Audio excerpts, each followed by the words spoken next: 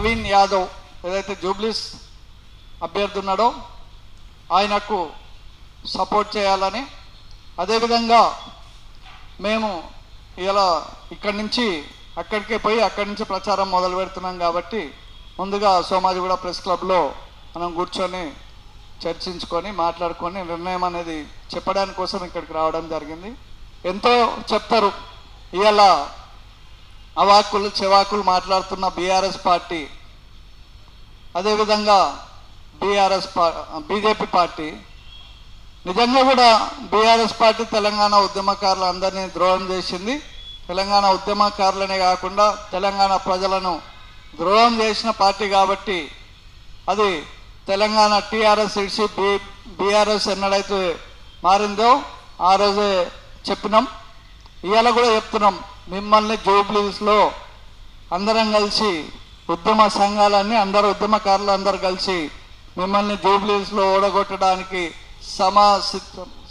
సిద్ధమై ఇక్కడ నుంచే మేము ప్రారంభం మొదలు పెడతా ఉన్నాం.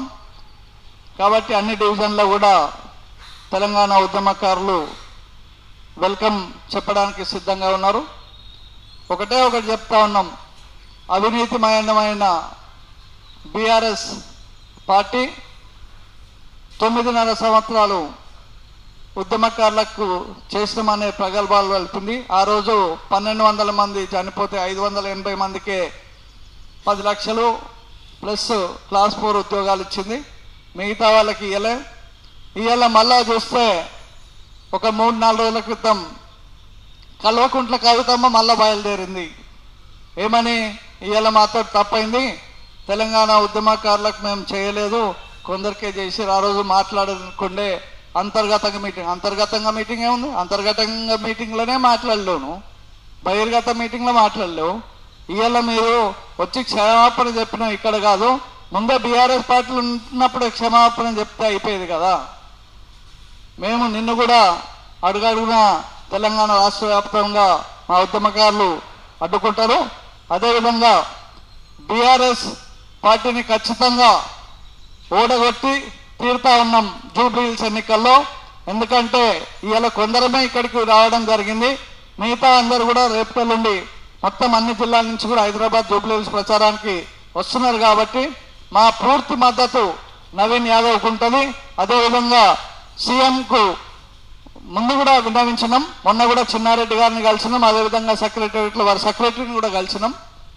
మేము చెప్పేది ఒకటే, వాళ్ళు కూడా మాకు హామీ ఇచ్చినారు, ఖచ్చితంగా తెలంగాణ ఉద్యమకారుల కోసం మేము చేస్తూ ఉన్నాం, మాట్లాడతామని చెప్పేసి. కాబట్టి మేము ఈ ఒక్క ఎలక్షన్ వరకు ఖచ్చితంగా ఈ జూబ్లీహిల్స్ బై ఎలక్షన్లో చూస్తాం.